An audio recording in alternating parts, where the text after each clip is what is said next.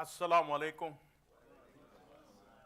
Dear believers, dear people, brothers, sisters, to all of you who are present, we open whatever we're going to do with the remembrance of Allah. And I don't think we have any people here that don't identify with Islam. If need be, we would translate the prayer into English. So everybody's Muslim? Oh, okay, so we will translate it. أعوذ بالله من الشيطان الرجيم بسم الله الرحمن الرحيم الحمد لله رب العالمين الرحمن الرحيم مالك يوم الدين إياك نعبد وإياك نستعين اهدنا الصراط المستقيم صراط الذين أنعمت عليهم غير المغضوب عليهم ولا الضالين آمين. I take protection with Allah God against Satan, the rejected enemy, the outcast. In, by, and with Allah name, the merciful benefactor, the merciful redeemer. All praises are due to Allah, the Lord and cherisher of the worlds, the beneficent, the merciful, master of the day of judgment. Thee do we worship and thy aid we seek.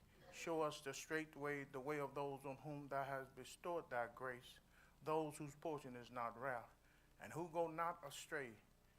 I mean.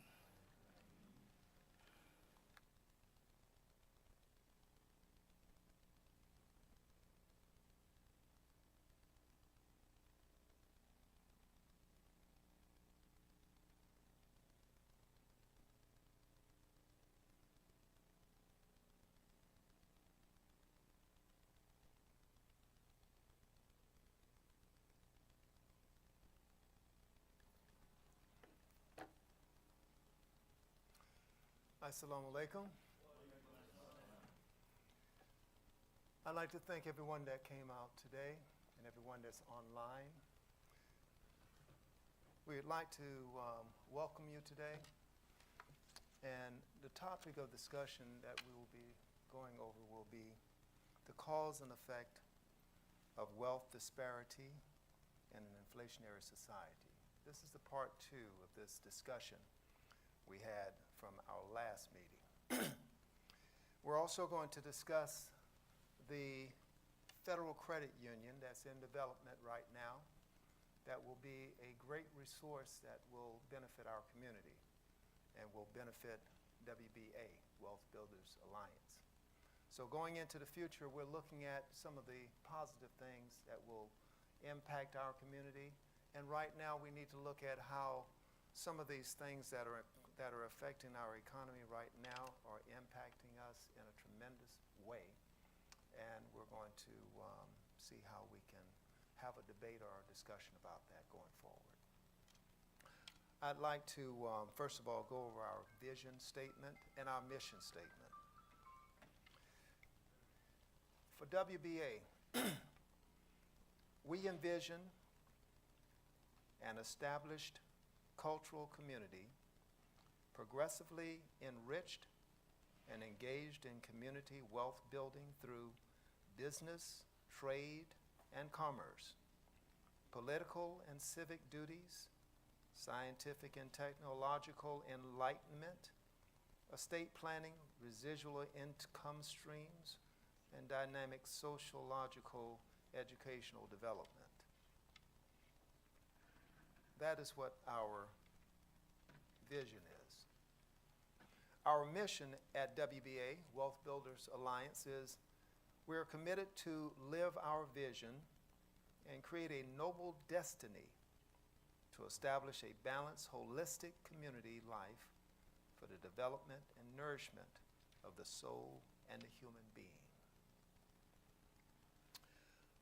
I'm going to bring up one of our core members to give you a brief history of what WBA has evolved from and to at this point in time. Dawud, if you could please come up and give us a brief history, please.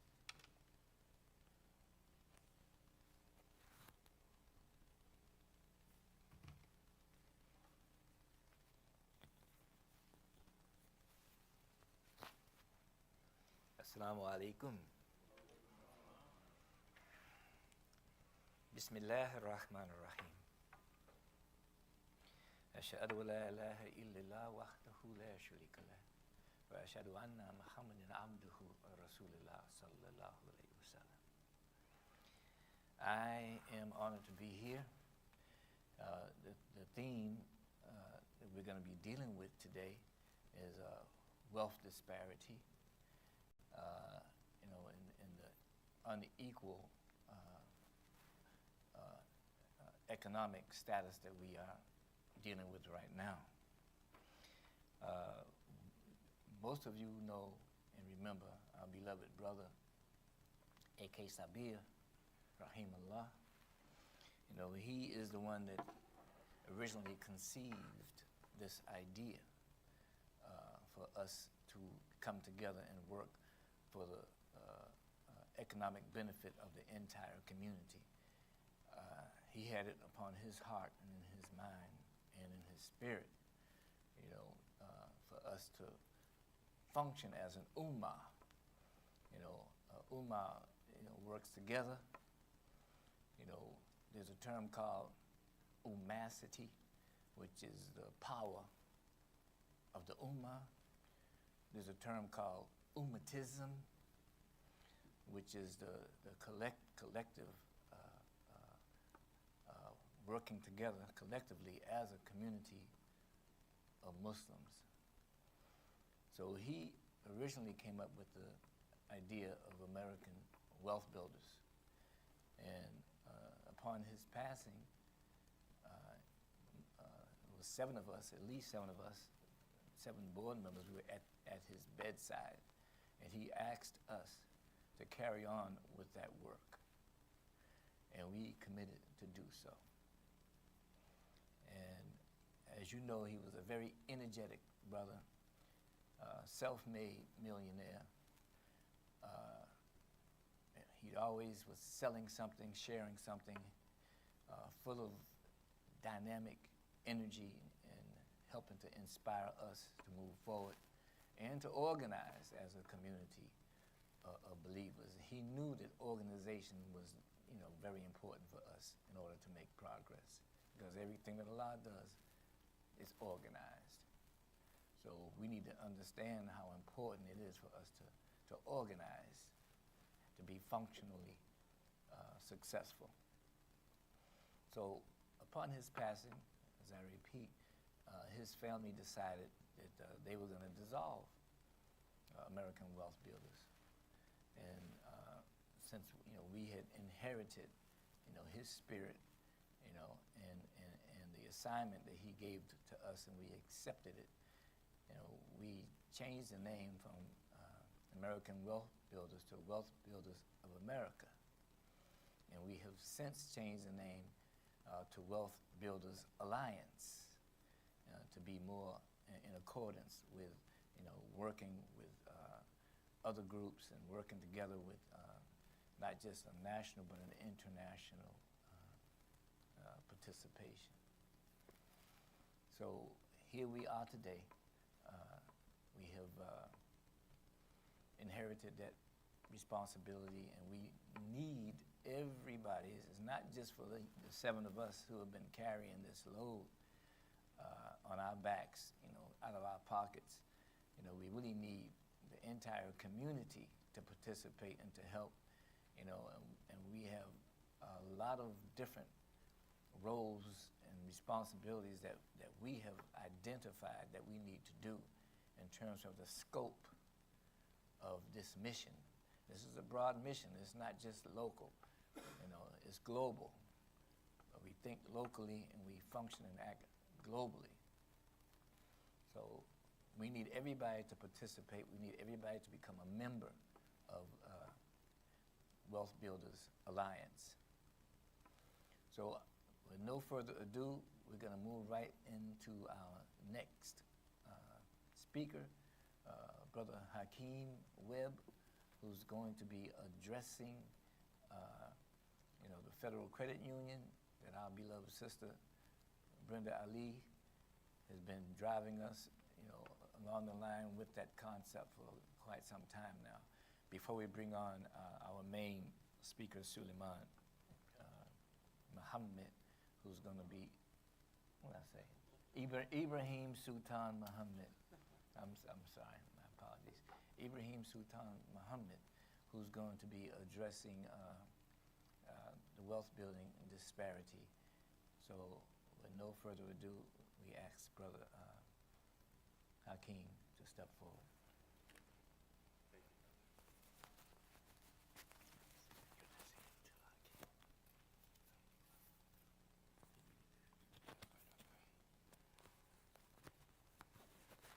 Assalamu alaikum wa rahmatullah wa barakatuh. It's good to be here this morning. I bear witness that there is no God but Allah, and I bear witness that Muhammad sallallahu alaihi wasallam is his servant and his messenger. Peace be upon him, his family, all the prophets and messengers before him, and all of us that stay on this beloved path to the last day. I greet you with that warm greeting of Assalamu alaikum.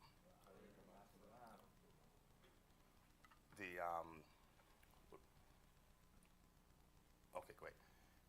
So I was asked to update about the credit union that has been going on for a while, and to just give some historical context, because I've been reminded of this several times after I would say something. So I said, this time I'll say it at the beginning.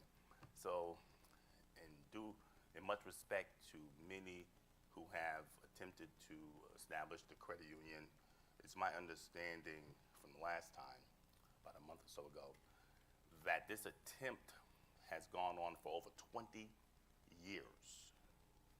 Someone said absolutely. 20 years. And candidly, I said afterwards, I would not have wanted to iterate that, but I promised that person I would.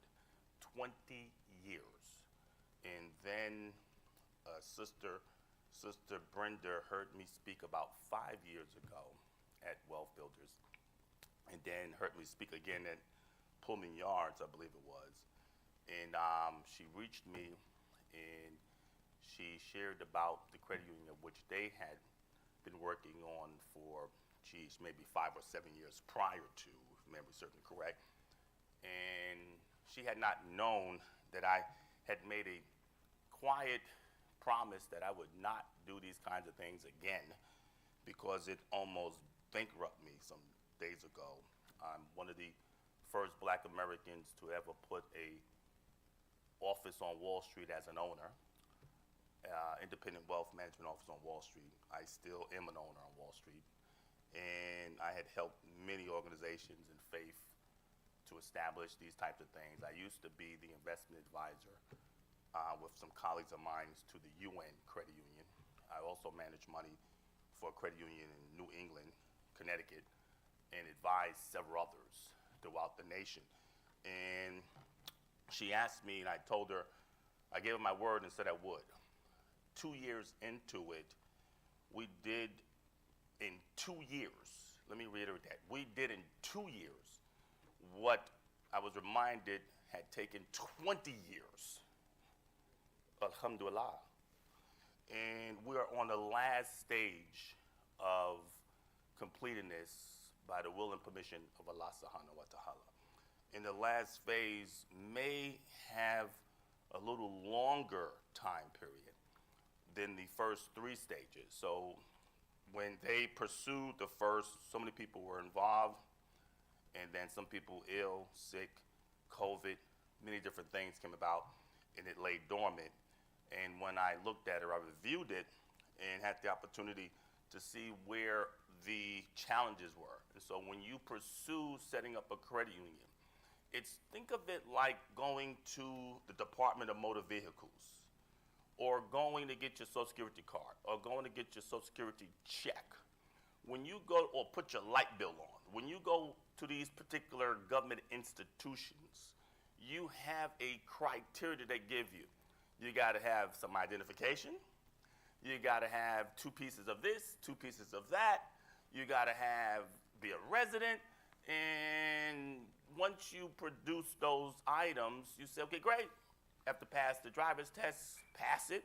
And then once you do so, they give you your driver's license, or they turn your lights on, or the such. Now, if you don't have a piece of document, they're going to say you have 5 out of the 7 items.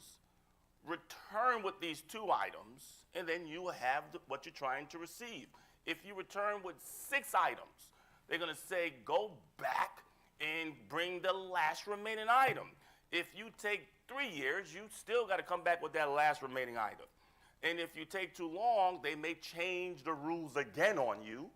And then you say, oh, man, people say, oh, the white man. No, it wasn't the white man. It was you had 7 items, and you came with 6, and you did not come with the 7th. Wasn't the white man, none of that, no. So when I looked it over, there was actually deficiencies, and we began to remediate the deficiencies. And we've been able to remediate them. One of the core deficiencies that was part of it was the survey. So the survey was done incorrect. That's critical. And if it's done incorrect, everything else that proceeds will be incorrect. So if you didn't read chapter 1 of the Quran and you don't know Al-Fatiha, you're probably not going to have all of your 5 prayers in line. Is that about right? But you're going to go through everything else, but you're going to be making salat, you're going to be making dua, but if you don't have a Fatiha, you're not going to be successfully making your 5 prayers. So someone has to say, well, let's get the Fatiha right for you, brother and sister, and then everything else you do from there will be right in line. Is that about right? And so we was able to do so, and we started with the survey, which was the core piece, and you can either do a statistical or technical survey. We ended up doing technically both. I'm kind of a person, if you tell me that I have to jump, I want to jump 6 feet higher so that you don't come back and say, well, brother, you missed this, because we have enough history to know what they will try to do to us as a body, as a people, inflation, what it impacts you when food goes up, gas goes up, bread goes up. I'm 56, they told me. We know about the oil crises. We know about the 70s. We've lived this over and over and over and over. It's insane to keep doing the same thing and expect a different result. So if we can talk and elaborate about what they're going to do to us as a people, I'm sorry. My family was with Malcolm X. We've come through this thing. We came into it from the nation. We've heard this. We got the books. I don't want to hear the repetitive stories again. I want to be able to get into the solutions. And so in this case here, I said, sister, I will help. And so I committed to help. We did the survey, and we did over and above what was asked. And so the survey has been completed. It's a statistical and a tactical survey. And not only did we put it out to thousands of people to assess, I spoke at the Commissioner Board of Fulton. So now all of the commissioners know about the credit union. They are responsible to give it to all their constituents. And so the entire Fulton County has heard about the credit union. And that's our field of membership, if you will. And so from there, we're able to assess what the field of membership actually need, desire, and want. And as a result of that, we can build the products out of the credit union.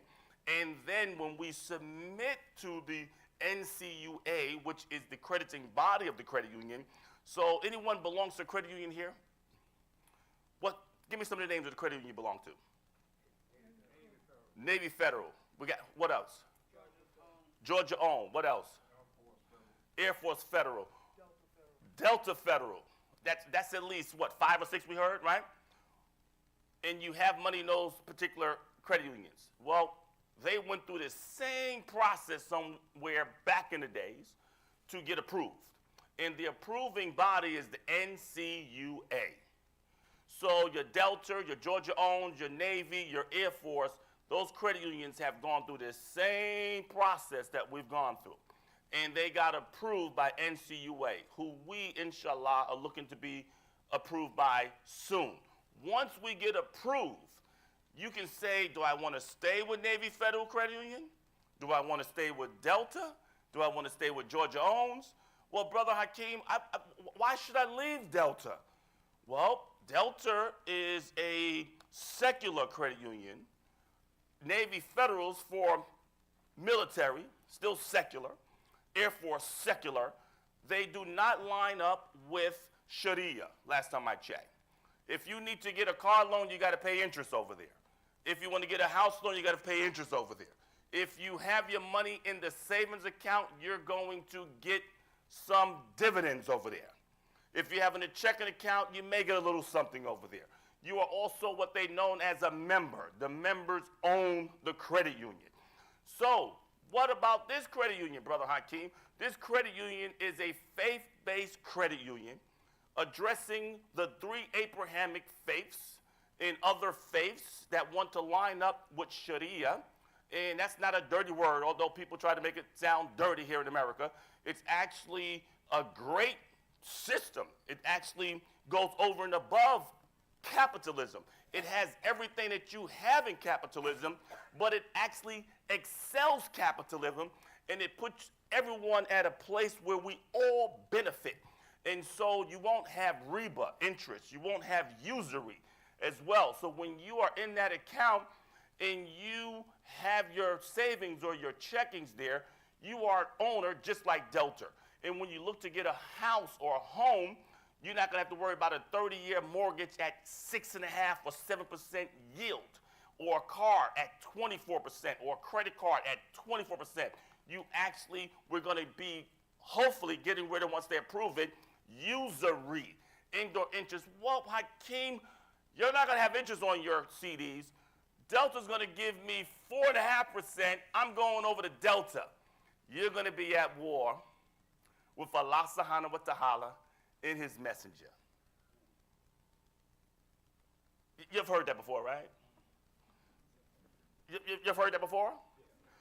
That's critical, because what Brother Sultan is going to talk about, what most people don't know, people in banks who have checking accounts and savings accounts or credit cards or getting a loan, you're actually the problem for the inflation that he's going to be talking about. Whoa, I missed that in econ class, Brother Hakeem. How is that so? I always want to get a higher yield on my CD. Well, that's called fractional banking in the Federal Reserve System. We call it fractional banking.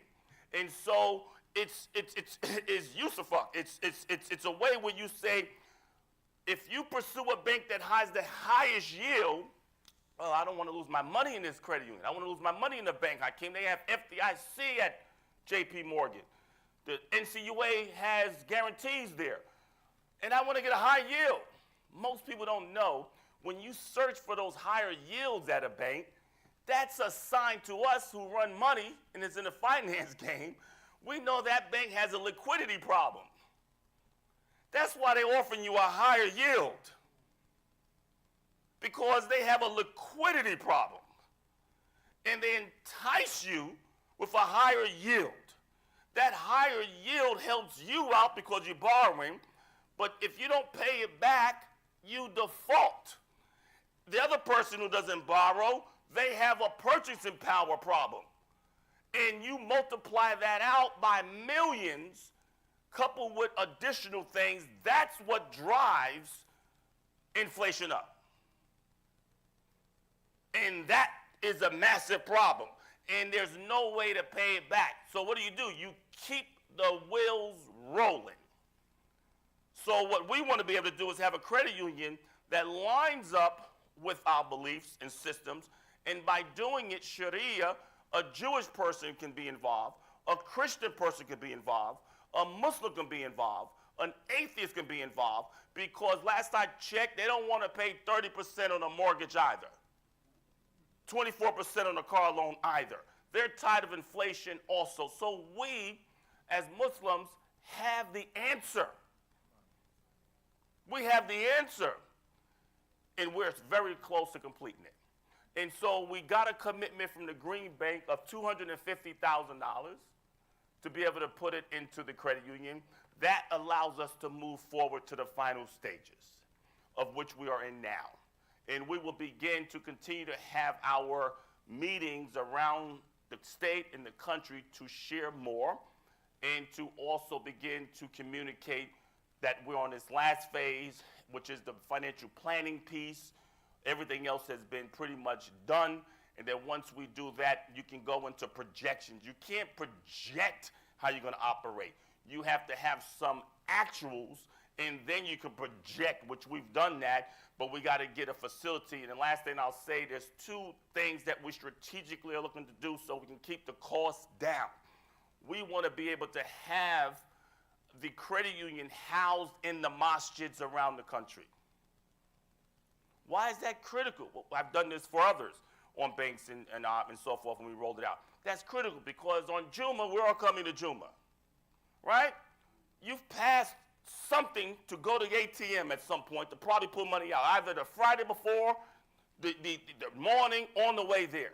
So if you're able to have your banking, your credit union in the masjid, now you're going to reduce overhead. You're going to be able to compete great with the conventionals because you don't have the same overhead. Everyone has access to it right there, and you're able to facilitate. And if there's any interest, they may tell us if to satisfy what we want to do.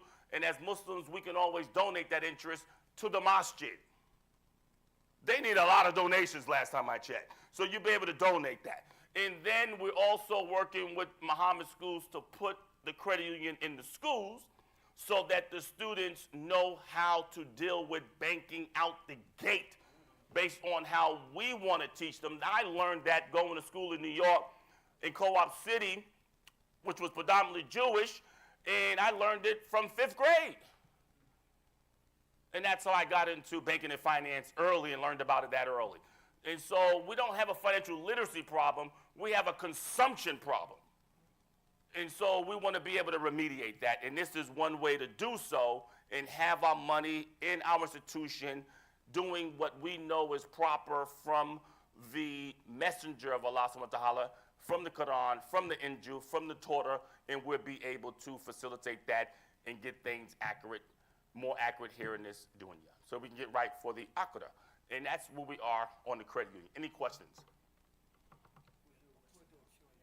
Okay, excellent. Assalamu alaikum.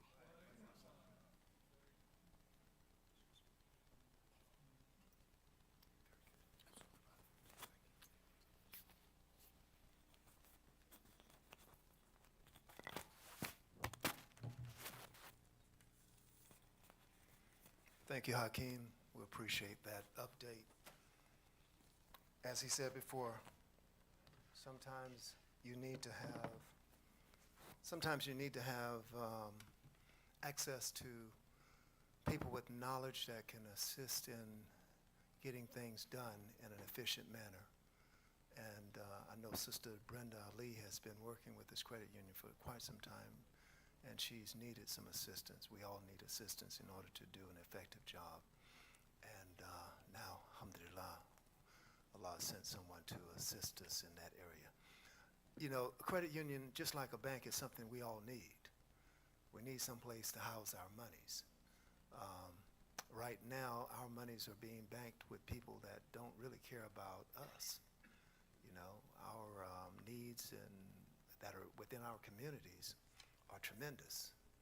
But, you know, when we look at the amount of monies that we as a community of people spend, it's billions and billions of dollars. We could be within the top 10 in the world as far as countries are concerned if our monies was housed in one area that we controlled and had some control over. So I look forward to us getting that project off the ground and proceeded in the right direction. Our next speaker will go over our main topic of the day, and that is the cause and effect of wealth disparity in an inflationary society. This is the part 2 of this event that we had with our last meeting. So without any further ado, I'd like to bring forward my brother, Sultan Muhammad.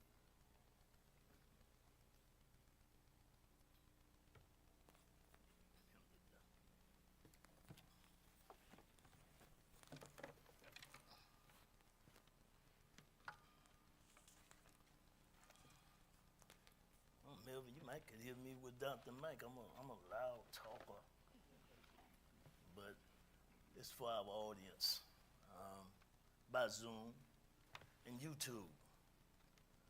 Once again, we want to thank Sister Brenda Ali, Hakeem Webb, on their updated report of not wealth disparity, the credit union. One key thing that he said that I always pick up and I always say that we continue to do the same thing, expecting different results, is some form of insanity. I didn't say that, but it's the truth. Oh, we want to welcome those that are joining us by Zoom, and we want to welcome those that's on the Masjid's YouTube site. We thank you so very much. And I know it's looking like it's just a few of us in here, but I'm looking around.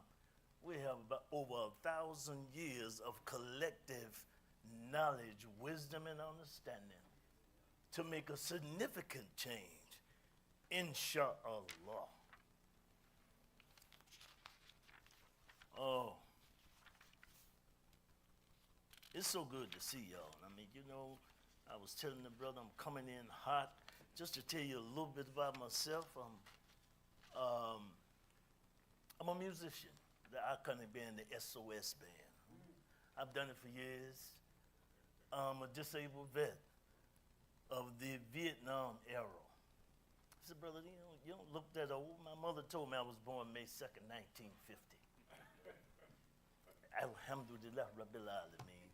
We thank Allah for his mercy. But before we move forward, before we move any way forward, let's do this in the name of Allah. In the name of God, the merciful benefactor, the merciful redeemer.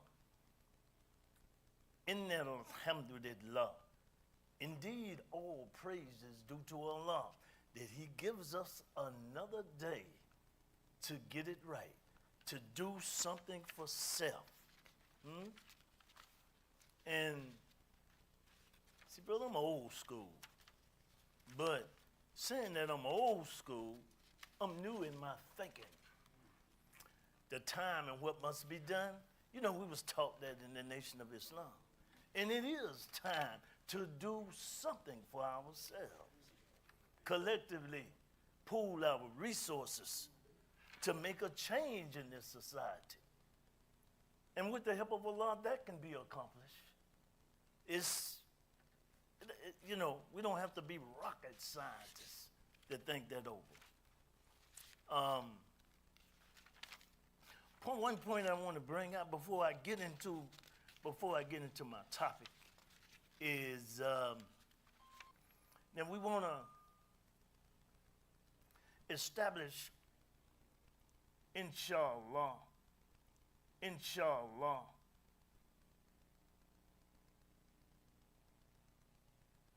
what the Quran say in wealth building, because sometimes people may think that this is a Negro money grab, but it's not. The Quran doesn't present wealth as a get-rich goal by itself. It frames and it is something to earn ethnically, manage wisely, and use responsible. But there are several verses that map closer to wealth-building principles when you read them practically. Now, I'm not going to go through many of them, but I'm going to point out a few. Here are some most relevant. Work and earn, from the Quran 53:39, and that there is not for man except good for which he strives. Wealth principles you earn based on effort and value creation, no shortcuts. Results come from consistent work. Trade, not explosion. Do not consume one another's wealth unjustly, but only in lawful business by mutual consent. Mutual consent. Wealth principles build wealth through fair exchange. Not manipulation. Real wealth is created by solving problems for others. Avoid destructive systems like interest-based exploitation from the Quran 2:275. Allah has permitted trade and forbidden riba. You know, I don't have to loan you somebody, look, I'm going to give you this $100, brother, but you got to give me 150 back. And I mean that. Well, you know how we do or how we did before we come into this great truth. But Allah has elevated our consciousness. Give to grow, circulate the wealth. The Quran again, 2:261. The example of those who spend their wealth in the way of Allah is like a seed that grows 700 times. Think over these things. Wealth principles, generosity multiplies, impact, and often creates more opportunity. Wealth that circulates grows. Wealth that erodes, stagnates. Oftentimes we are in a stagnant position. Our nature is like water. It has to flow. If it does not, it becomes stagnated. So let's get into the cause and effect of wealth disparity in an inflationary society, part 2. And we wanted to do part 2 on this because the board of directors of WBA wanted to heighten the consciousness, inshallah, that we are living in some very serious times, unlike any that I've seen on these 76 years, and that's not a long time that I've been on this planet.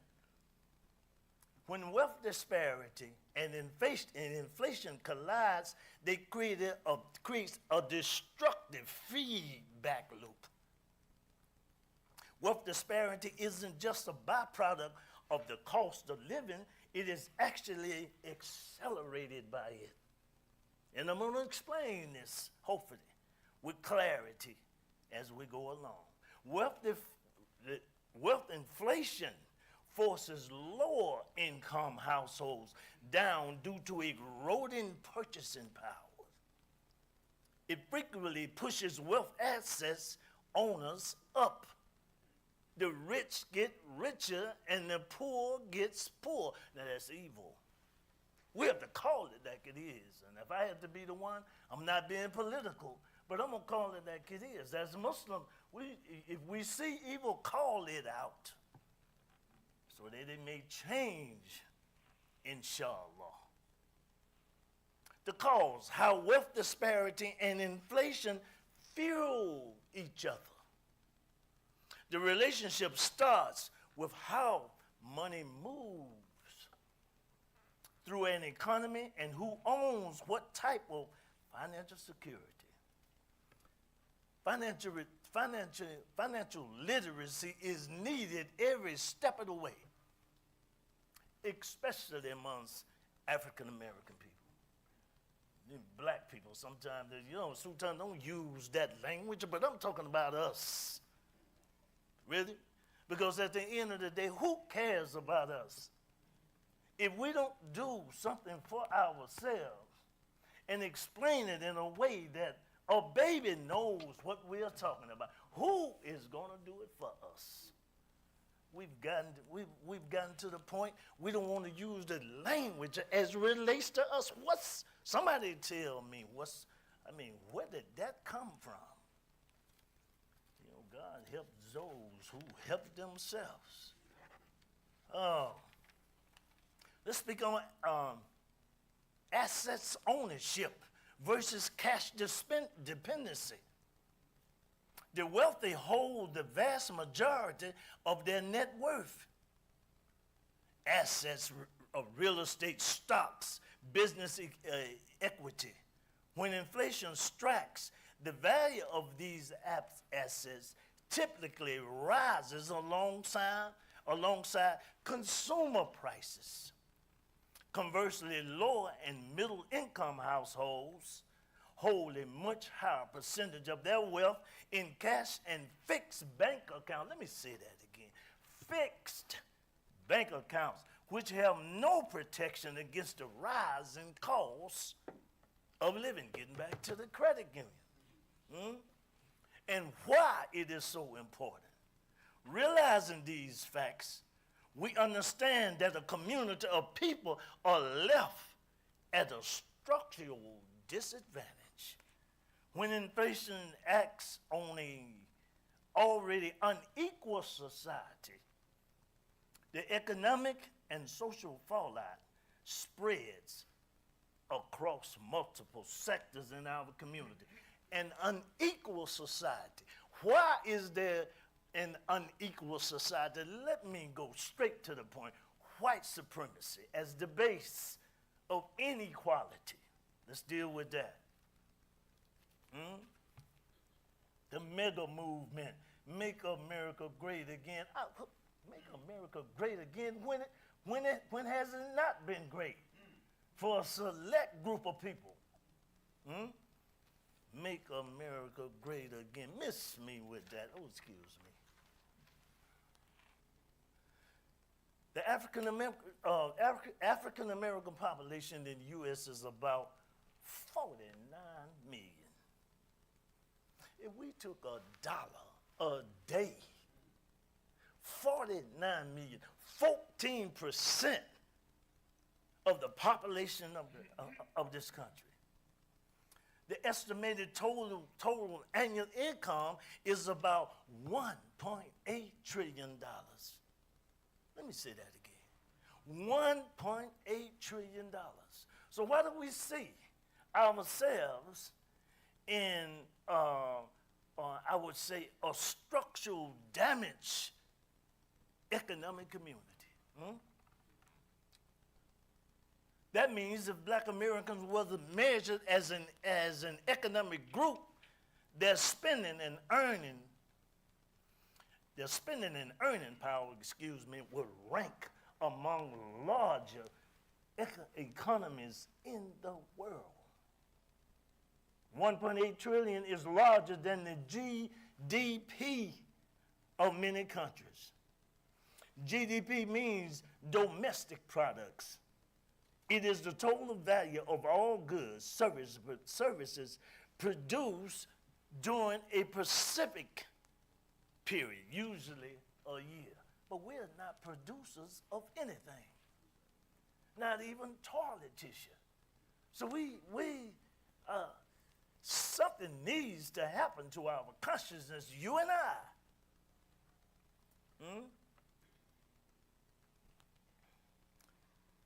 A few other points here that I want to make.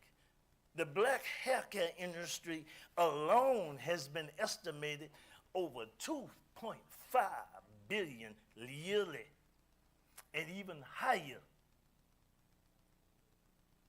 when you include wigs, extensions, salons, and accessories.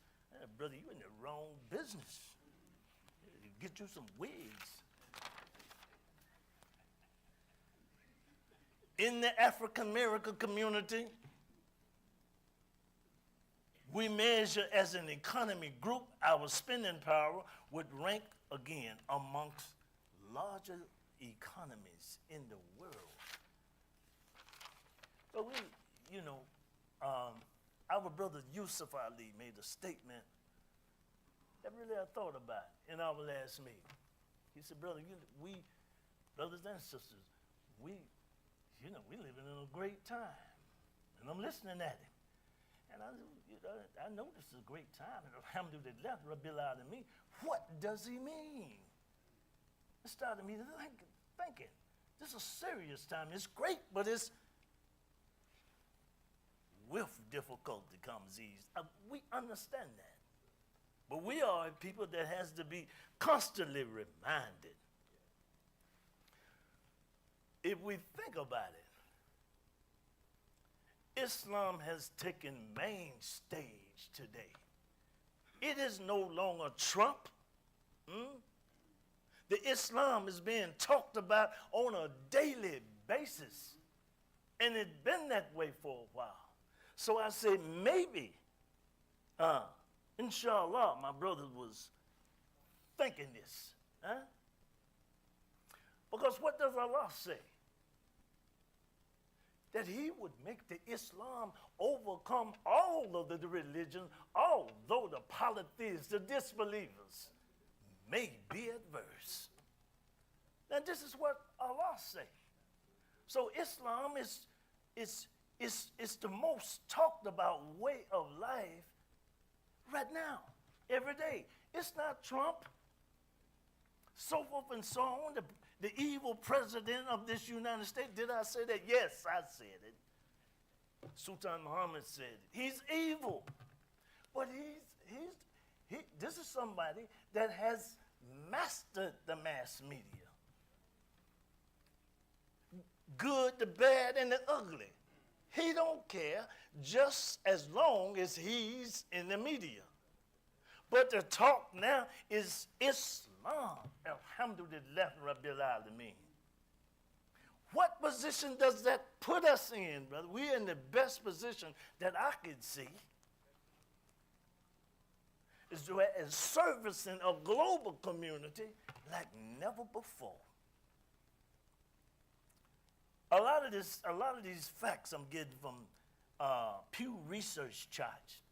Many researchers also point to the structural issues that affect wealth building, historical discrimination, again, white supremacy, let me say it, unequal access to capital, housing disparities, education gaps, wage inequality, and differences inherited wealth. The racial wealth gap in America is much larger than the income gap, meaning ownership of assets and inheritance, plays a major role. Many community leaders argue the strongest approach combines financial literacy again. Why does financial literacy keeps coming up? We need to be taught. How would we know without a teacher? Economic cooperation, entrepreneurship, investments, education, mentorship, and policy changes. We can't continue to afford to do the same thing.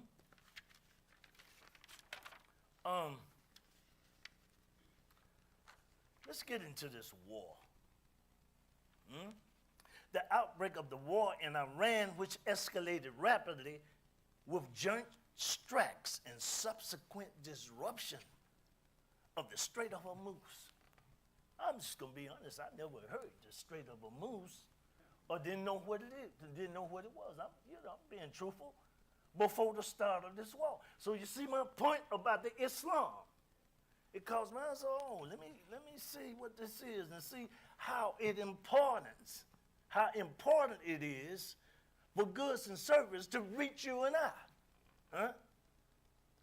And it has triggered a massive global energy and supply chain shock. While a war like this inflicts severe damages across the broad, the economic fallout is highly unequal. Getting back to this inequality again, it keeps coming up.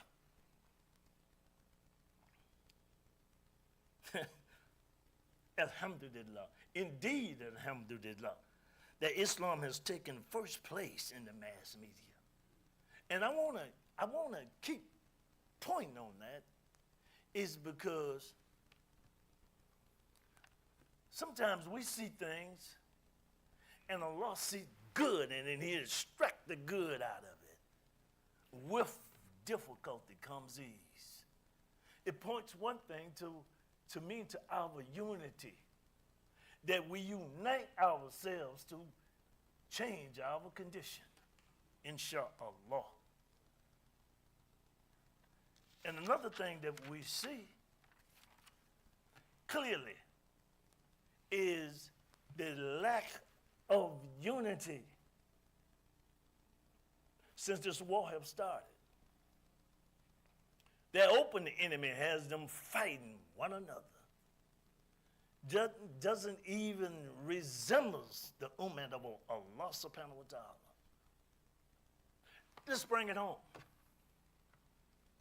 Here in our community, our disunity lies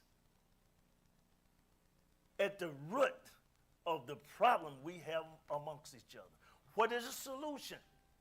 Unite ourselves, pool our resources, trust one another. And I know trust is earned, it's not a given. We've seen over and over, and I've seen it. I've been in this community since I was a teenager. And I've seen how distrust grows. And they will ask the question. Sultan, you said trust. You put emphasis on trust ourselves. It's psychological effects of chattel slavery that we don't put our money together. Or we're not producers of anything and consumers of everything. We need to change the dynamics of that. Oh, brother, let's get some toilet tissue. We know we use that every day. We got to use it. Well, I think, most of us use it. This is something that, it's not up for debate. Something that simple. Let's get some toothpaste. Most of us brush our teeth. And I can't make it simple, but I'm offering solutions at the same time. 60% of taxpayers are living from paycheck to paycheck. And your taxes is going up as we speaking today, along with the cost of goods and services. Check your gas tank next time you go, at the pump station when next time you fill up. This country is in $35 trillion. Let me say that. $35 trillion in debt. That's the total in the United States.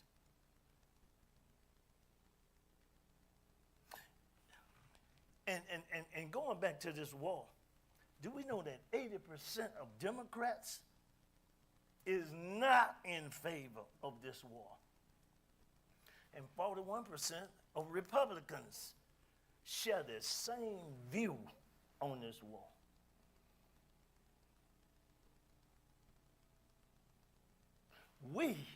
That's what they say, but they ain't talking about us.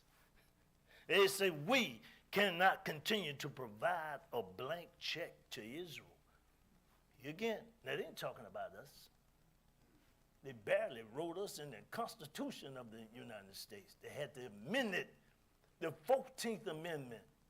It ain't been that long ago, 18-something, I don't have it right on the top of my head. It ain't been that long ago. So that they will see us different.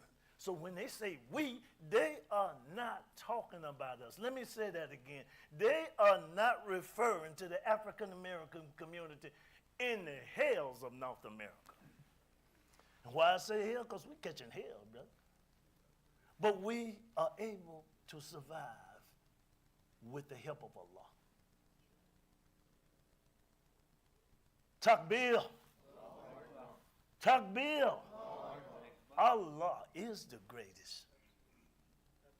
Because if he were not the greatest, we finished. We are finished through. Close the door. At the end of the day, we are through. But he have preserved us for a time that the world can look at us. A downtrodden people that don't produce anything for themselves. And is a nation of consumers. But he will take that people that the world will have their eyes on. In my travels, and I've been around the world about 12 times. And one thing that I've learned, they want to know about you and I. Each and every one of us sitting here now could write a book on our history. It will be a best read book. I bet everything on that against nothing. Oh, that's another way of generating income. Write your book, brothers and sisters, because the world want to know how are we surviving this onslaught that has never happened to a people in the history of man on this planet.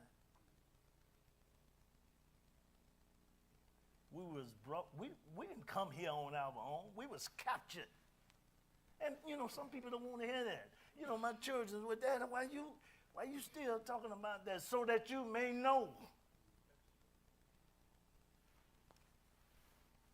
Each one teach one. Now we're not gonna make this long. And I really don't want to preach, but I am a preacher. Like we all are. Just give us a minute, and we will start preaching. And those preachers, I'd be glad when that brother get through preaching and get through talking. Maybe I can preach. That be really in our head. And it's a funny thing, but it's not funny that Allah has blessed us immensely. We're full of knowledge, wisdom, and understanding. There's no need for us to remain in the condition that we are. And some of us, we doing okay. Just some of us from day to day. I can tell you one thing. The money that I'm making now, if I'm making the same money this time next year, I am broke. I don't know about you all. Now I'm gonna come to you. Those that I know that got money, let me hold something, brother. Let me hold something, sister. Don't turn your brother down there because I may take it. That's how serious the times in which we are living in. Allah created us dependent upon each other in every sense of the word. As we move into our question and answer period, I'm sure that there are questions. It don't have to be me. Anybody on this panel up here today could answer your concern. I pray to the Lord that in my talk, I've offered solutions to a problem that we face. Now, oftentimes people just talk. But there's no solution. There's no substance. I pray to the Lord that this day we have presented solutions. We don't want to have the cause and effects of wealth disparity in an inflationary society, part 3. We don't want to do that. We've stated today, and we ask Allah to guide our hearts. We ask Allah to guide our tongues to say only that which is necessary. So I'm going to end it with prayer. We open up in prayer. No, I'm not going to end it in prayer because we're not finished. The Sultan Muhammad get back on track. But once again, I want to thank you, brothers, sisters. Thank you from the bottom of our heart that you would allow us to face you today. You could have been anywhere, but you came out to hear what Wealth Builders Alliance, I almost said America. Our brother gave you the history on that. I'm telling you why we dropped America. Because she is so dirty. Yes, I said it. So we wanted to change that name from America to Alliance. Some people say, well, Sultan, that's politics. Well, don't worry about it. Don't get scared. Your brother's saying this. I take up for it. So we're gonna we're gonna move and we're gonna turn it back over into the hands of our president, Hazim Abdullah. Assalamu alaikum.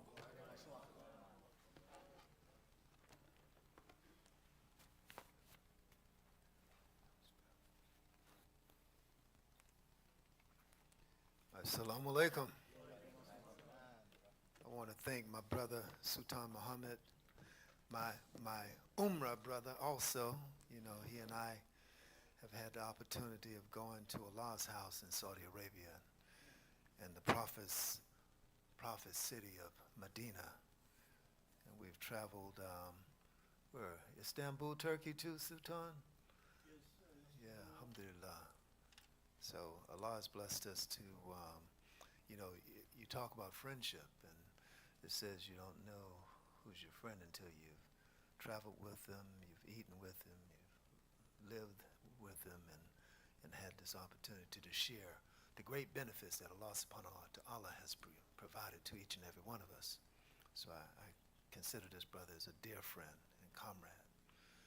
We have a tremendous amount of things, just as what he just said a few minutes ago, about the things that are affecting our community. You know, wealth disparity is a serious issue that is impacting our community, is ravaging our community. Our collective energy is one of the main things that's going to save our community. You know, we can't, you know, we're an interdependent society. Each and every one of us need each other to help each other to be successful. If you want to be out here by yourself, you can also be out here by yourself when you need some assistance and get consumed by the society. But if you've got someone that you can depend on, someone that's still reliable, someone that you know has your back, you know, that forms a strong coalition that can almost do anything if they put their mind and their energy and their effort and their monies behind it to make that happen. This is what we need to do. There are a tremendous amount of needs in our community. We need some warehousing. We need to have a place where we can collectively buy and store commodities that are necessary for, like food, clothing, and shelter that we have in our community. Those are the basics that actually fuel our communities. But we need to find some place where we can actually look at how we can warehouse some commodities, collectively pool our monies and resources to buy those things that are needed in our community and distribute those things in a collective way, a cooperative way, at a reduced price to eliminate some of these excessive prices that we're paying for everything that we spend our money on. We're going to open the floor right now for a Q&A. We have about 30 minutes for Q&A. We've got people that are online that have questions. Marcus, I'd like for you to monitor those and get those questions in to us. And then anyone who's on the Facebook Live or the YouTube Live, if they've got some questions, we'd like to be able to have access to those. Opening the floor now to anyone in the audience. There's a microphone in the back. If you want to, you can go there, take that microphone, and let's get the first questions started.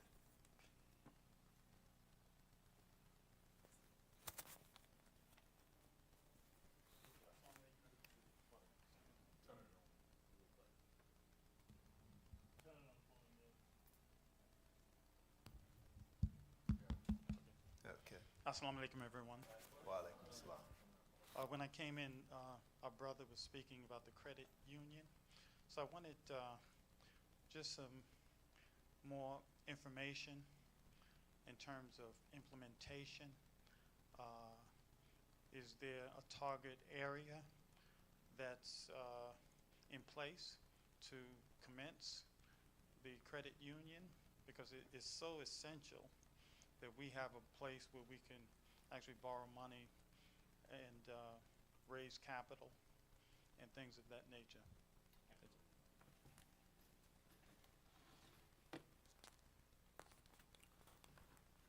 Assalamu alaikum. That's an excellent question. Yes, at our next meeting, which is, call it an executive meeting, it's for the subscribers only, who are organizing it, and a few strategic people that's involved. At the next upcoming meeting, we're actually going to have a report of the various real estate sites that has been identified. In the event we're not able to collaborate with the imams, the masjids, to have it at the masjids, ideally, as I mentioned earlier, strategically, indoor, economically, as well as an ummah. Having the credit union in a small little room kind of size in our masjids that we all go to on a daily basis and on Juma would be the ideal place. It will reduce overhead and it will have access so that everyone sees it. In the Torah, it makes reference to write the vision down and make it plain so that the people can see it and run with it. And so when you have the credit union in the place where you're going 5 times a day, indoor Juma, it's plain, it's visible, and you'll be able to see it and you'll be able to use it. And that scripture has tremendous significance because it wasn't a stagnant vision. It was people on a move through hostile times, seeing things constantly, and they would peek at it and look at it, catch the vision, run with it, and share with others, and they're constantly on the move. And so we would love to have it at the masjid, but we actually will have our dear sister in our next meeting giving us a report of various real estate properties that we're going to be looking at as well. And we absolutely, if I didn't say it enough, we want to commend Sister Brenda and Sister Shafika for the work that they have done, not just in reaching me to assist them, but what they have been relentless. We don't give the sisters enough credit. They're like the modern day Harriet Tubman. I mean, they want to get us out, and they put their own resources to make it happen. Now we need the brothers to really lock in as well. But that's an excellent question. Any other questions? No? I'm going to pass the mic around. That makes it a little faster. Did that answer your question, brother?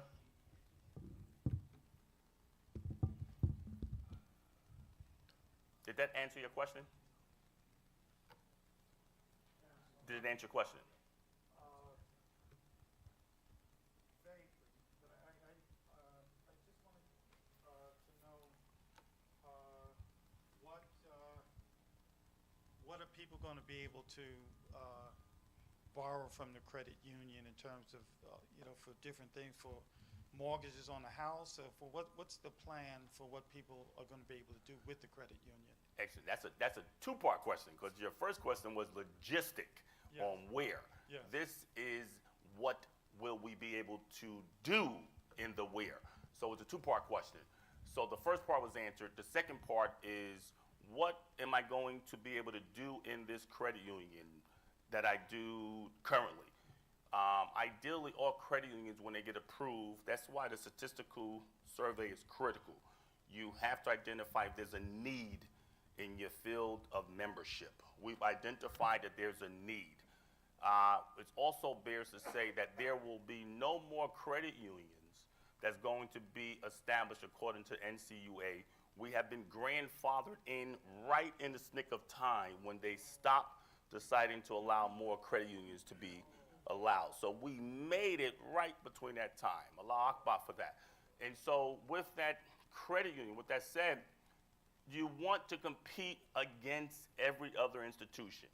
And what allows you to compete is how much money you have in your credit union. If you only have $10,000, you can't make a whole bunch of products and services available for cars, homes, etc. So there's an asset piece where people put deposits in raising assets, and then once that gets done, the credit union will offer inshallah, every product and service that you are accustomed to buying and using now. Did I make that clear? Don't distract the brother because he's not going to get the answer. The answer is you have a checking account, you have a savings account, you'll be able to get car loans, mortgages, credit unions. So everything that Navy Federal Credit Union is offering you right now, I don't want to hear no one say 2 months from now, 2 years from now, 1 week from now, why do I have to be at Delta Credit Union? They offer me this. Nope, you're going to be able to have, inshallah, everything repeated. Everything I get at Delta, I'll be able to have at this credit union. Everything. Hakeem, I have a quick question. You know how with banks, they have access to funds from the FedWire. Would this be something that the Federal Credit Union would have access to, or is it going to be just from the deposits from the members? Excellent question. That's a high-level finance question. The reason why they have access to the Fed window goes back to their liquidity needs. And you have liquidity needs when you don't have enough money. And that's when you close to going out of business. And so the Federal Reserve window opens that up for you so that you can remain in business. And so the Federal Reserve banking system is for the for-profit banks that most people may belong to. The credit union is on a different system, but they do have the abilities to assist to make sure that your liquidity is available, just like Delta, Georgia One, Emory, etc. Very good.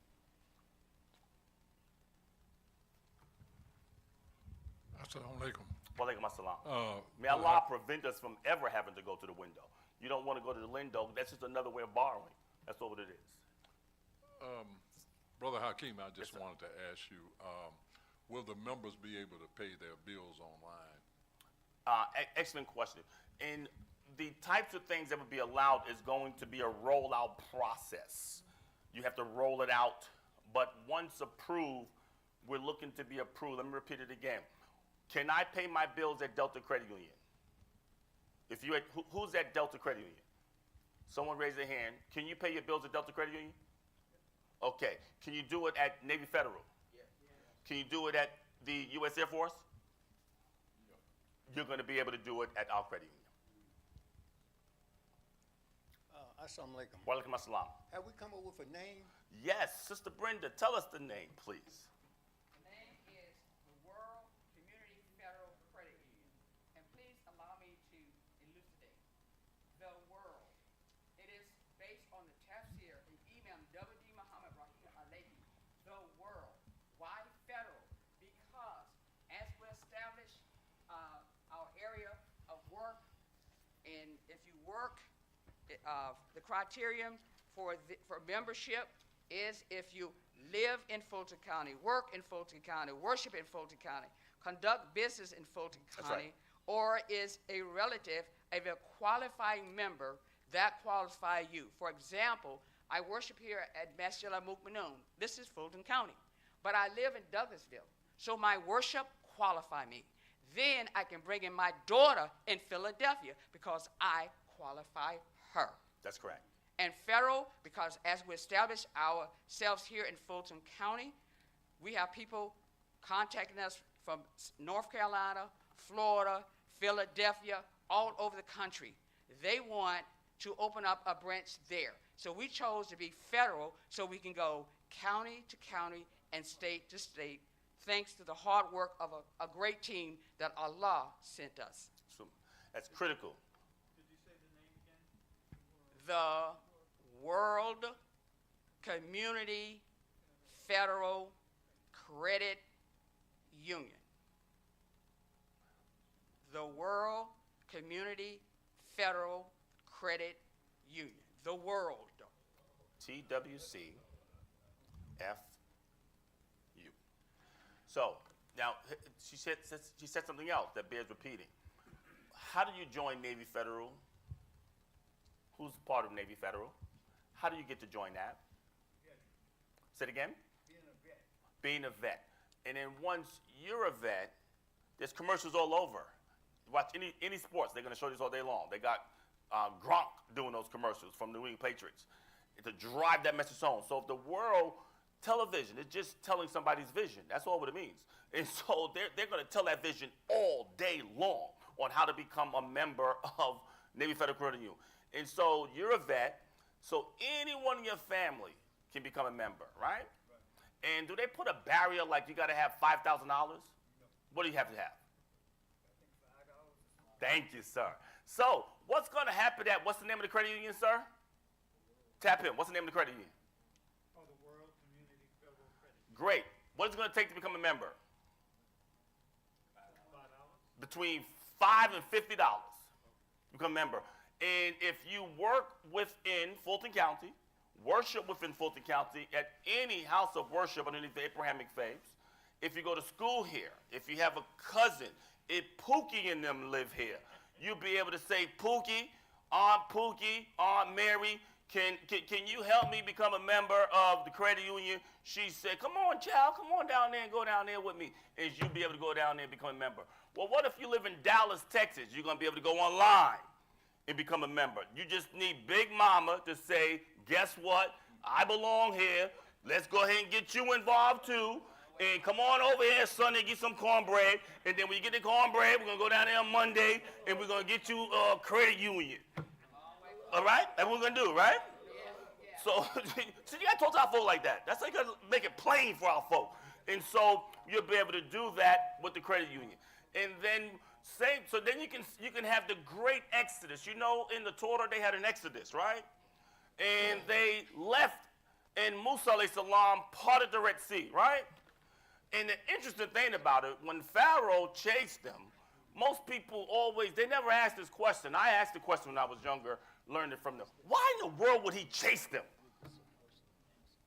Well, last time I read, they had all of the wealth of Egypt. He came to himself, they got all of our wealth. And then he goes into this ocean, and Allah subhanahu wa ta'ala just suffocates them in the ocean.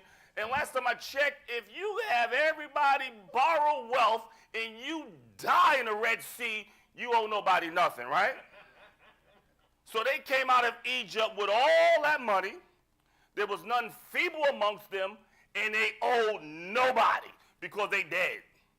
So you can prepare to leave Wells Fargo's, J.P. Morgan, Delta, Georgia One, Emory, Navy, and prepare the great exodus.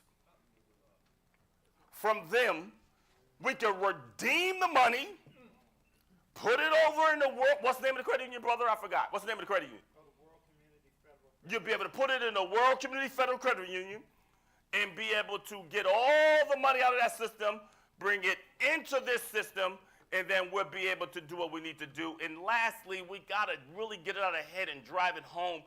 I don't usually use race statements, but I'll use it today. White is not right. Don't think just being at that bank or credit union, it's right. White is not right, or that credit union or this bank or that. They're governed by the same governing body. So you'll be able to leave them and get involved in this credit union. I mean, any other questions on that? I have one. Yes. Could you tell us more about the type of young professionals that's part of our team and that are being mentored to step in and lead us forward? Excellent, excellent. So we've been mentoring some of the young brothers and sisters that have come through our schools, come through the masjid, come through community, have gone on, got great trends education in corporate America, wanted to be involved. They realized that they're tired of the talk. We've heard, I mean, everyone here can write a book on what we know and what they've done. They're tired of the talk. And they want results and actions.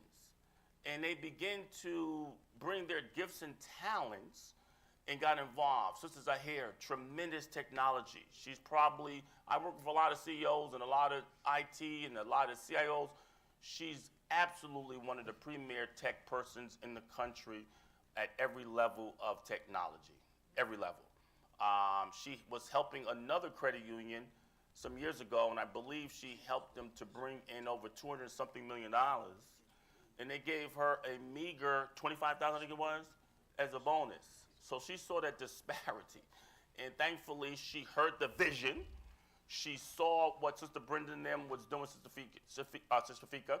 She came out, and then she gave her gifts and talents, and now she's helping us with our entire technology stack for the credit union, which is second to none. And we have Brother Kari, Qasim, and various others. Sister Adina, I believe her name is. Aida. She's helping on tremendous real estate talent. Tremendous real estate talent. She's helping on our real estate side so that we can identify the commercial real estate. We have various other people as well. So tremendous group of youth that are just sharp, and they're getting sharper, and ultimately they'll be a part of the management team, inshallah, once it opens up, and then they'll be able to run it and operate it as well. Next question.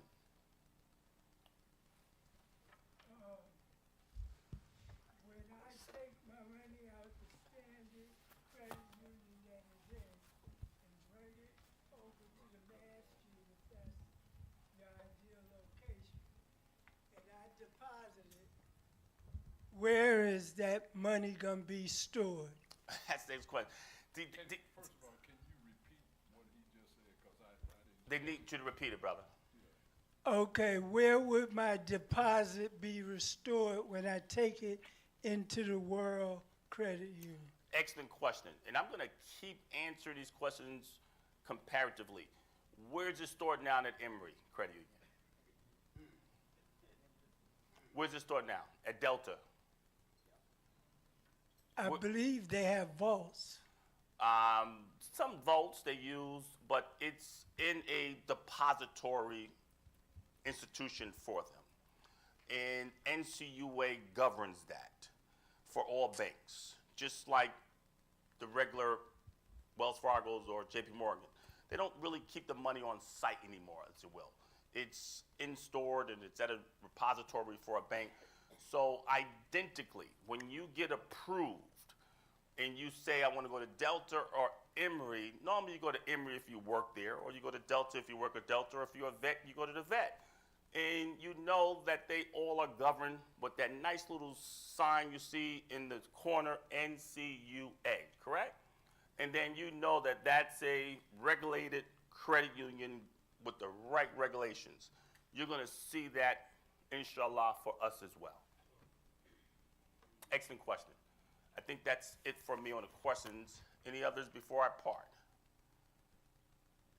No? You're doing a great job. Thank you, sir. Alhamdulillah.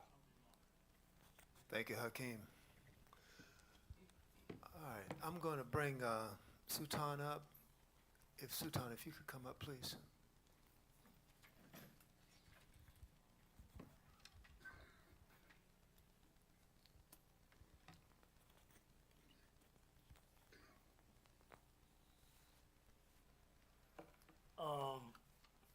Have some questions, but point of interest, we want to keep in mind that the credit union and WBA is not separate entities.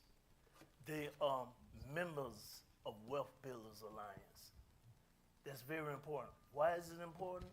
Because we still have a membership drive going. We want them. We want to keep that up top, and I don't think enough emphasis is being put on our membership drive. We're not a separate entity. They are members of WBA. And that was my point. I did have some questions, but we don't. This is a question and answer period, and we want to hear from you all rather than myself. I just want to make that point. Okay, Sultan, if you would stay there. All right, we've got about, we're going to extend this Q&A for about another 20 minutes. All right, do we have any questions about the presentation on wealth disparity? Does anyone have any ideas? Because these are issues that we need to address. Does anyone have any ideas about some of the ways that we can collectively pool our resources, pool our energies together, and try and eliminate some of these problems that we're having as far as our wealth disparity and the inflation that we're dealing with, is the cost of living that's impacting us, et cetera, in all the various aspects of life. I've got Brenda's sister. Brenda, go ahead. Assalamu alaikum. We heard something that is directional, and that is collective purchasing. So since we are Wealth Builders Alliance, perhaps the board of directors can bring in various professionals to create that model, that collective model, like a Sam's Club or Costco, but it would be ours. We will bring in a professional, like Allah sent us Hakeem. Alhamdulillah, I'm following his leadership. I'm like a cheerleader. I'm like the grandma cheerleader thing, you know. But Hakeem has the knowledge. He's certified in Islamic finances also. So I'm asking that the board of WBA think about it. Bring in those necessary professionals to help us set up the model for collective purchasing. And follow their advice. Follow their leadership. I don't know anything about truck driving. My husband do. I do the taxes. Okay? So I'm going to stay in my lane. So that is a suggestion. Please, board of directors, bring in the necessary people to help us form ourselves structurally, collectively, and set up the model. They say, build it, they will come. And a note of advice from Umi's side and women. Don't have 300 things in there. Okay, that's too many. Start with 2, 3, 5 at the most, because that's where you get your volume. That's where you get your, don't have, oh, we got 200 items. No, we don't. Let's start with 5 at the most. Let's find out, let's have a survey. What do mama go and buy all the time? We know daddy get the lawnmower and all that. What do mama buy, okay? Talk to us, see what we spend. I go spend my husband's money, he make it, I go spend it. But I have what we need, he go get what we need. Okay, so please, bring in your board. Bring in the people that can put this together for us, okay? And let us follow that leadership with the help of Allah. This is a very good point, sister. And this is why I say that we have a membership drive. We have the minds amongst us to make changes. And one of the best minds is amongst us right now, presently, is our president. I take myself out of it, you know, Azim. But if we don't look at this as a key component of our success, we actually have been cutting down trees without an axe. So to answer your question, we already have the minds amongst us. We just have to be unified mentally, or we should be. There's no compulsion in this movement. The emphasis on, again, our membership drive. The people are amongst us. Now, if we're not joining on in one another for whatever reason, that is a problem. I have a quick question. And you know what? I want to address what Sister Brenda just brought up a second ago. And this is something that we had talked about, getting a consensus of what the needs are. Like she said, you don't need 300 items. You need a few items and get volume in those items. You know, if we go back to the Nation of Islam, what did we do, brothers? We sold a lot of fish, right?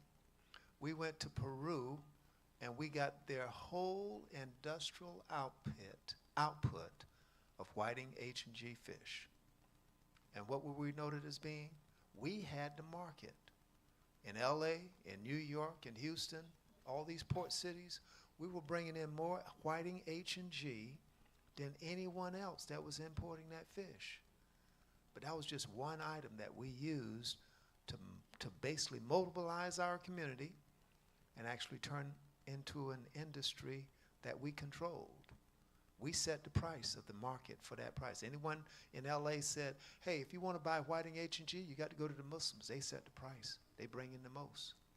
So, yeah, we can, let's actually, it kind of gets back to what I talked about a little earlier, having some warehousing in place, getting that consensus of what items are needed, and then we move on getting those items stored in a warehouse where people collectively put their monies together to buy in bulk and distribute to the collective group that want to be a part of that cooperative effort.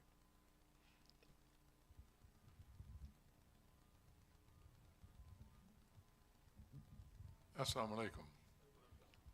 On that note, buying in volume, and you know, brother was talking about the fish program that we successfully carried out back in the first under the leadership of Imam Dawood Muhammad.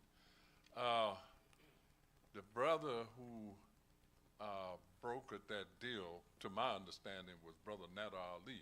Some of y'all might know him. He was the brother that started our school out there in Oakland. But he's gone now.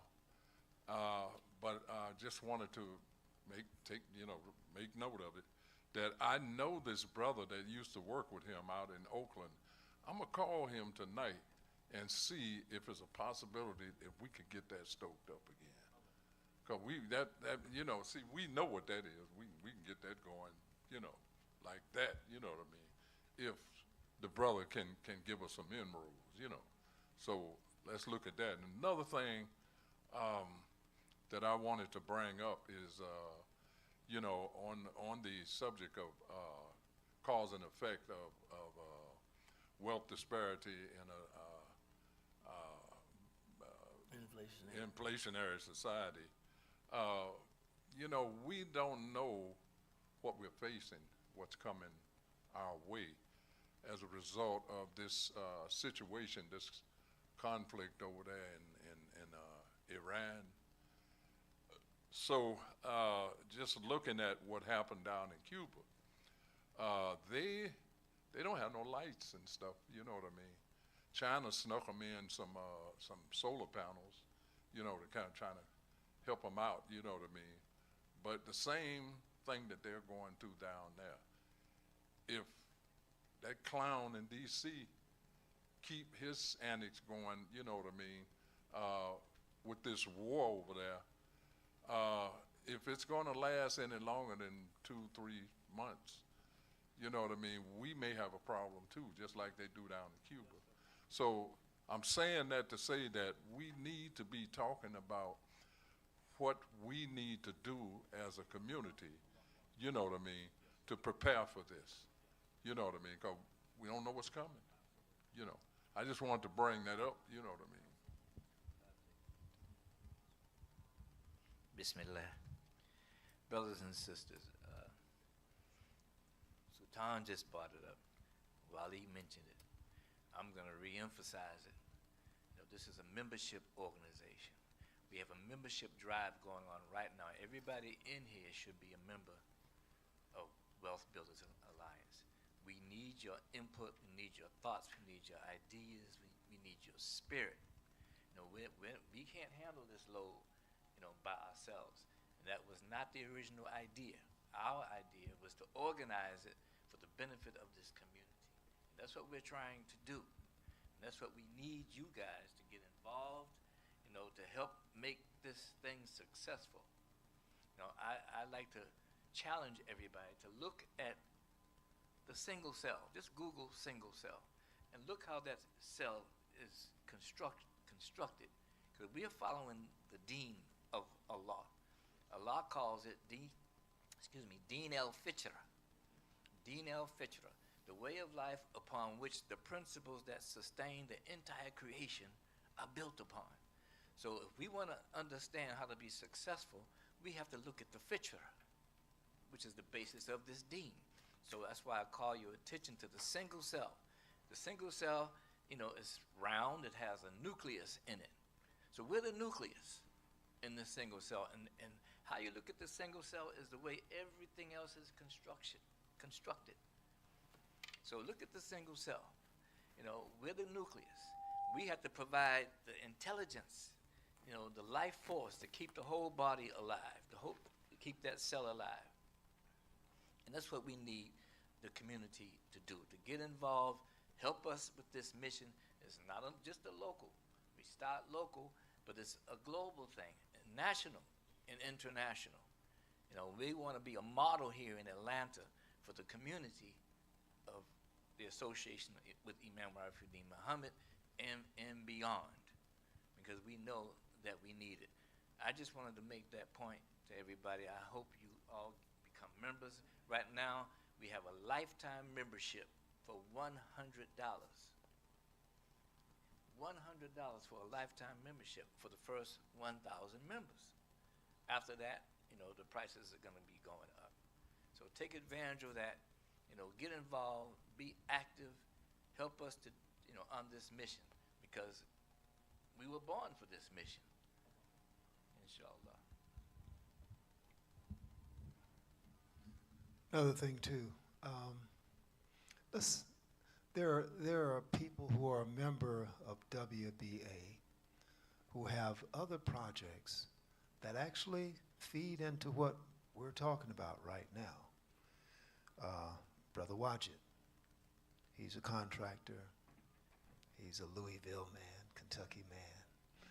He's an engineer. We've talked about several things projects he's been working on, and he mentioned this here to me some time ago about a global halal initiative that they've got close to my wife's people's place down near Augusta, Georgia area.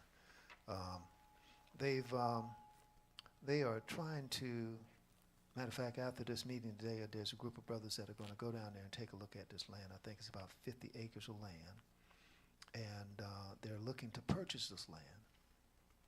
This land will have various aspects of it that will be beneficial to our Islamic community, and as far as growing crops, distributing those crops to make food necessities more available and affordable to us.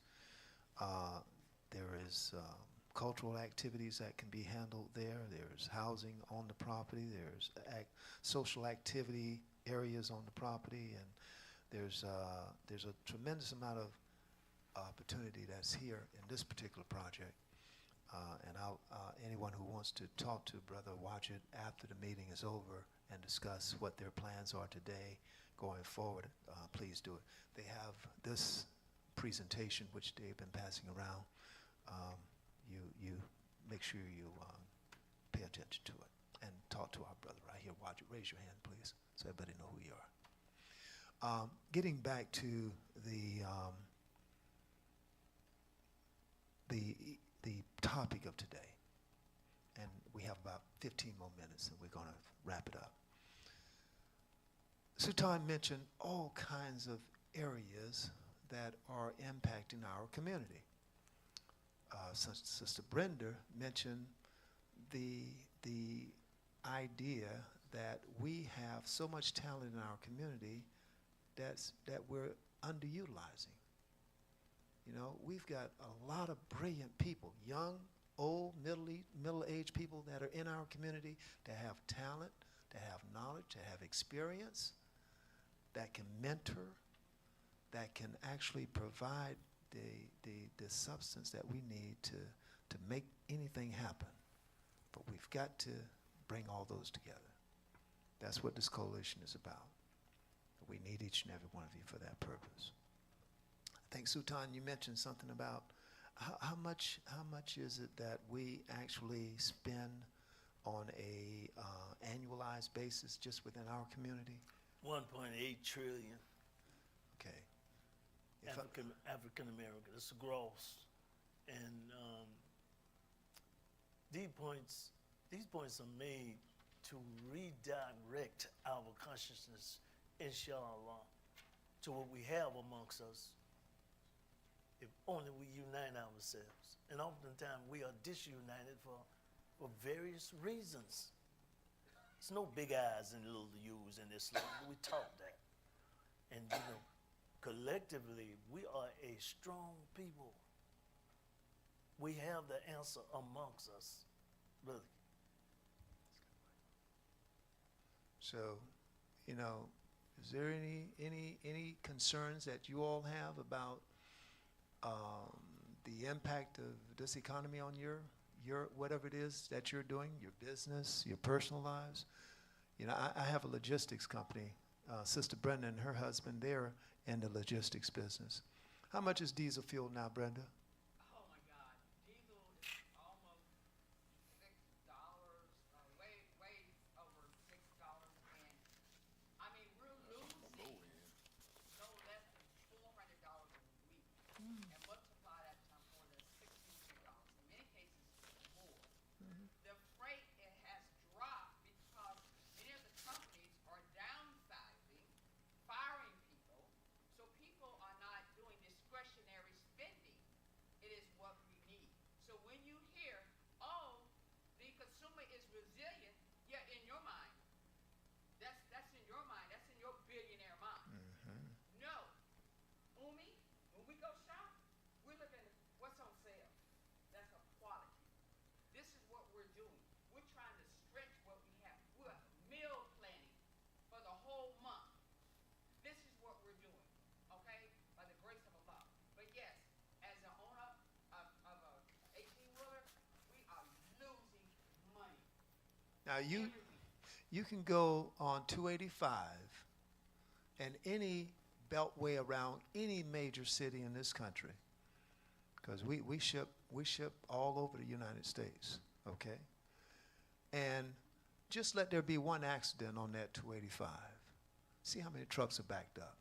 Yeah. There are miles and miles of tractor trailers and straight truck, box trucks, and every kind of trucks moving commercial product that we use every day, 24 hours a day. They're running all day and night.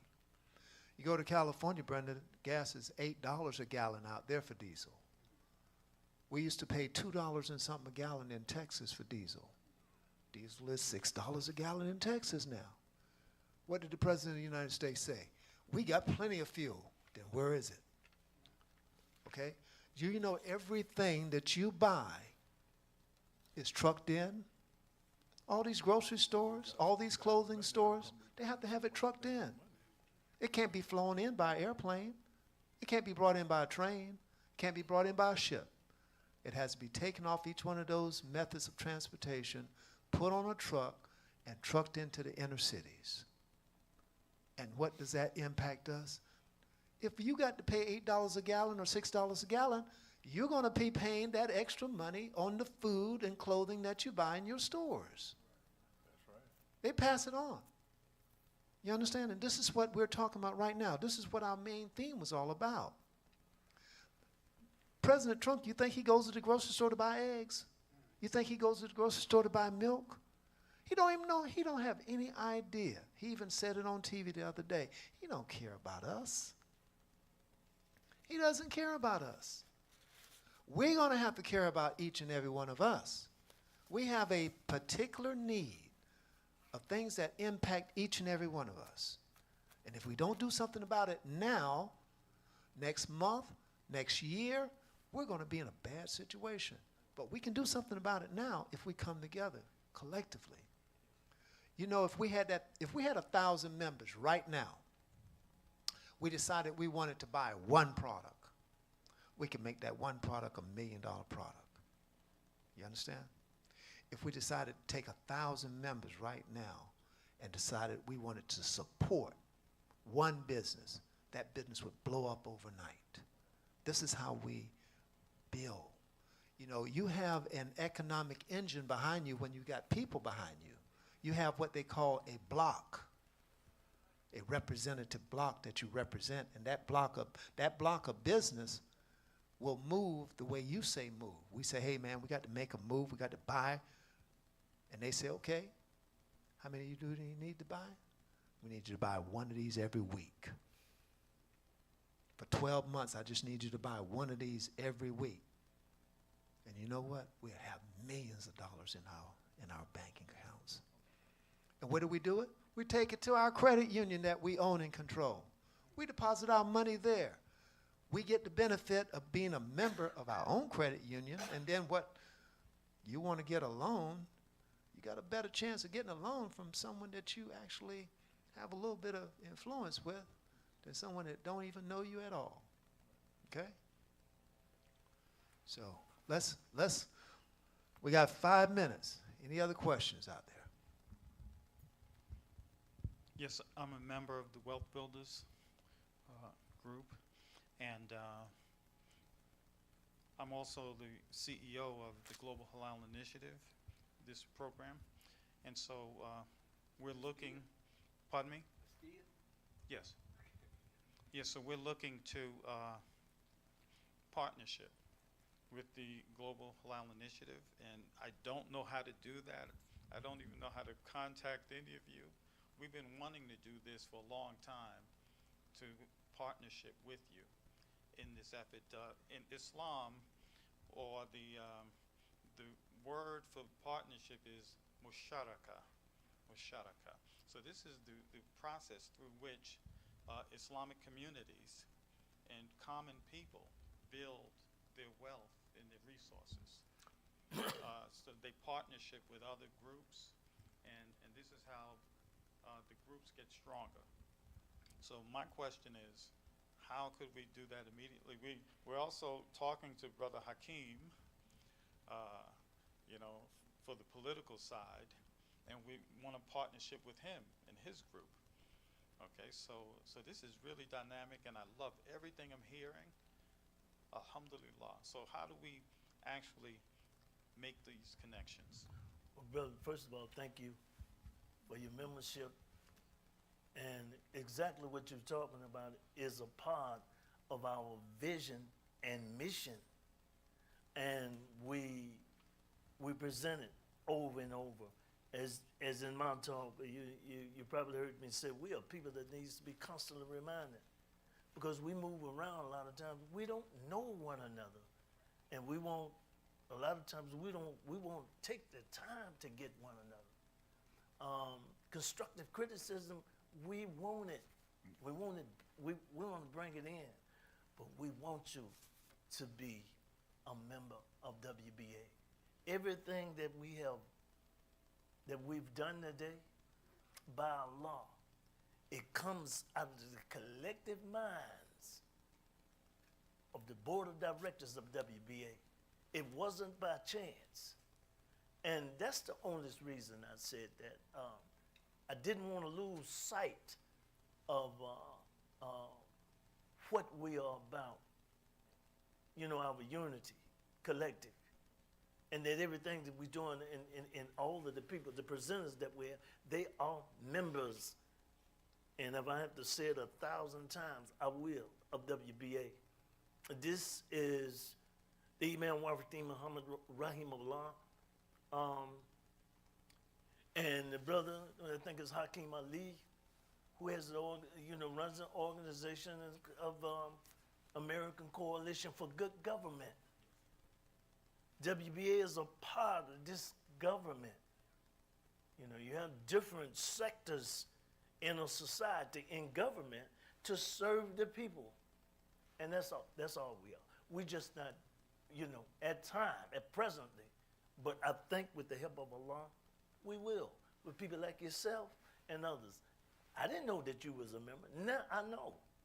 And, there are probably some others that I don't know. So that lets me know we will be victorious. Our people, inshallah. Inshallah. We have members all over this country. We have a few international members also. Everybody is feeling the impact of this economic situation that's going on. So let's all work together. Here, brother. Assalamu alaikum. Yeah, I'm a member also of this WBA.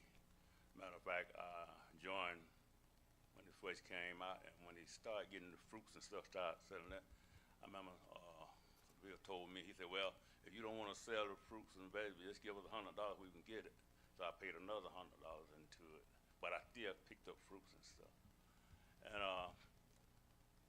I guess we talking about trust. One thing about it, when we, what your brother just mentioned about the 50 acres down there, I brought that to the table. I called him. He probably don't remember because I was trying to meet him about some other investment he had going on. You know, I called you several times.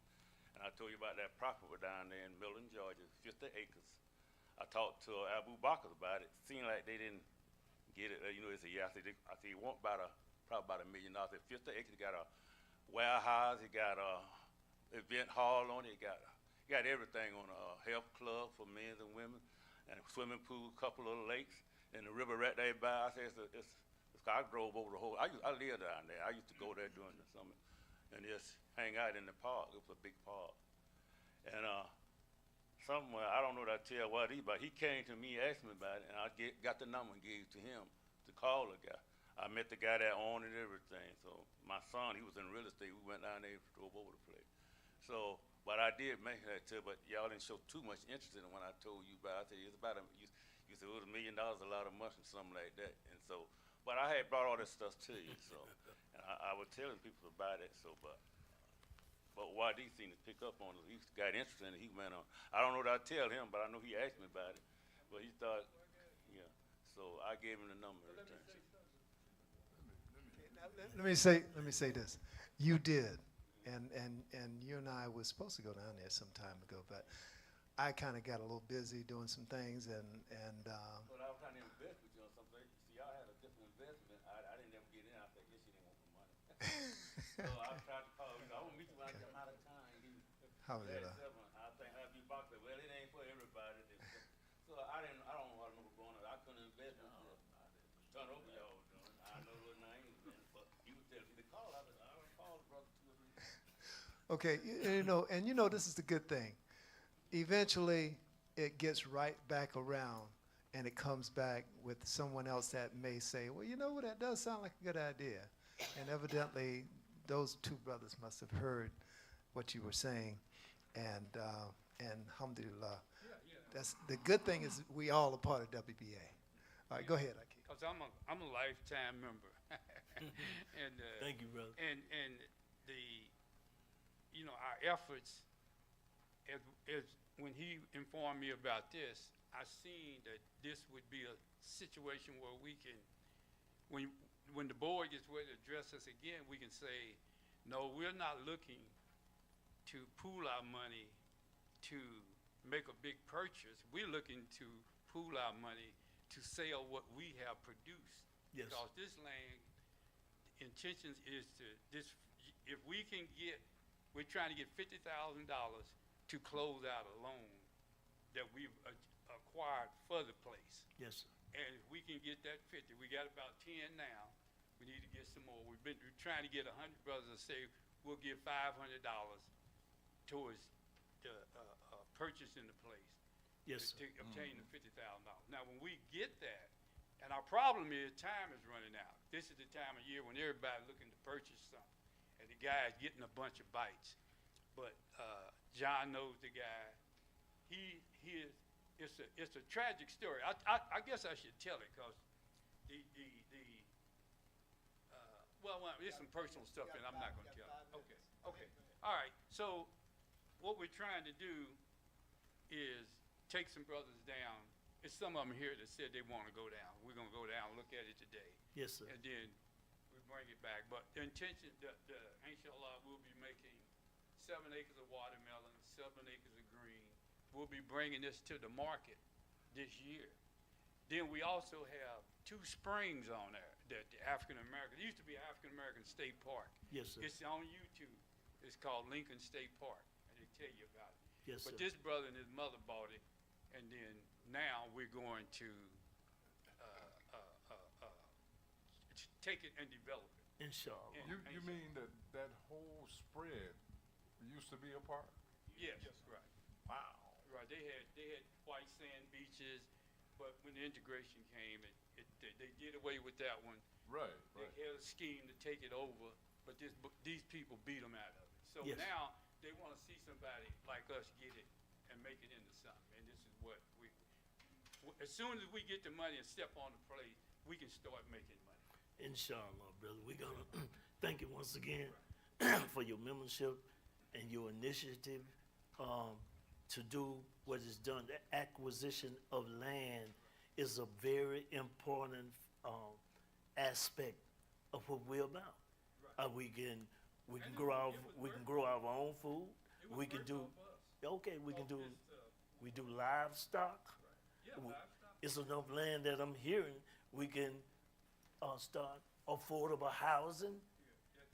This is the collective process. We have the go-ahead from the city manager that we can do anywhere from 10 to 15 houses for people who maybe want to retire or live out there, because it's right at the borderline of the city limits and the county limits, and it's over 50% African American.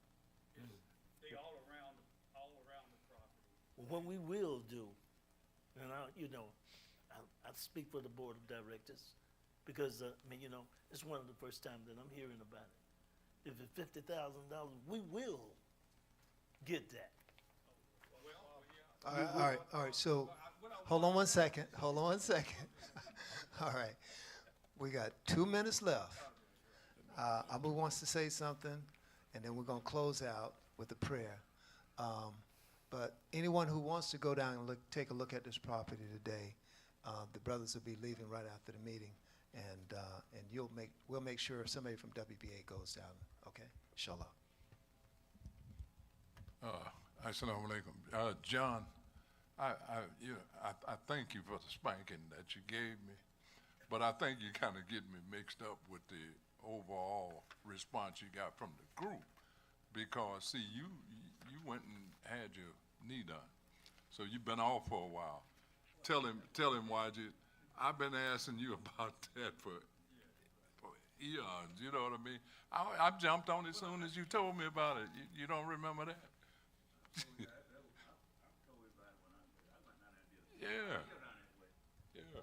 I ain't mad at you. We're on the right track now, brother. Inshallah. We're on the right track. All right, you got 15 seconds. 15 seconds, yes. What we plan to do is build the halal brand also. So we want to be the supplier of halal for the entire state of Georgia. And we believe we could start that process in Millen, Georgia. Do this for me, brother.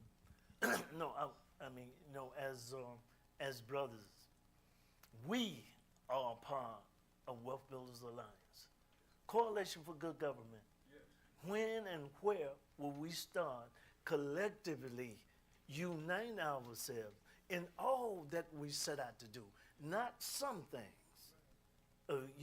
We serving the people the best way we can. We're not perfect. None of us are. But I think our unity will solve 98% of our problems. Okay, brothers. Sultan, you do a closing dua for us, please. Thank you so much, everybody, for coming out. We appreciate you. And inshallah, Allah will bless us all with great success. Sultan will do a closing dua for us, and we'll end our meeting for today. Al-Fatiha. Bismillahirrahmanirrahim. Alhamdulillah Rabbil Alameen. Ar-Rahmanir-Rahim. Malik Yawmiddin. Iyaka na'budu wa iyaka nasta'in. Ihdina as-sirata al-mustaqim. صراط الذين أنعمت عليهم غير المغضوب عليهم ولا الضالين. ربنا آتنا في الدنيا حسنة وفي الآخرة حسنة وقنا عذاب النار. Oh Allah, give us good in this world and good in the hereafter, and save us from the chastisement of the open fire.